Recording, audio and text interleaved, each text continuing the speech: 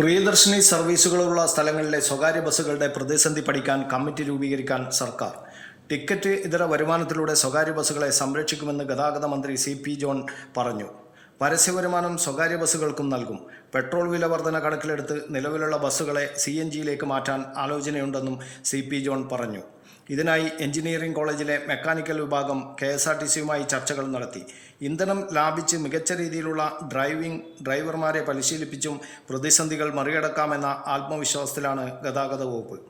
സ്ത്രീകൾക്ക് സൗജന്യ യാത്ര നൽകുന്ന പ്രിയദർശിനി സർവീസുകൾ ആരംഭിച്ചതിന് പിന്നാലെ സ്വകാര്യ ബസ് മേഖല പ്രതിസന്ധിയിൽ ആയിരിക്കുകയാണ്. പലയിടങ്ങളിലും ബസ്സുകൾ സർവീസ് നിർത്തി. ഈ സാഹചര്യത്തിലാണ് പ്രതിസന്ധി പഠിക്കാൻ സർക്കാർ കമ്മിറ്റിയെ രൂപീകരിക്കാൻ ഒരുങ്ങുന്നത്. സ്വകാര്യ ബസ് മേഖലയെ സംരക്ഷിക്കാനായി നികുതി ഇനത്തിൽ 50% കുറച്ചെങ്കിലും പോലും വരുമാന നഷ്ടത്തിലാണ് ബസ്സുകൾ ഓടുന്നത്. ഈ സാഹചര്യത്തിലാണ് നികുതി ഇതര വരുമാനത്തിലൂടെ മേഖലയെ സംരക്ഷിക്കാൻ സർക്കാർ ഒരുങ്ങുന്നത്. News bureau, Kannur media.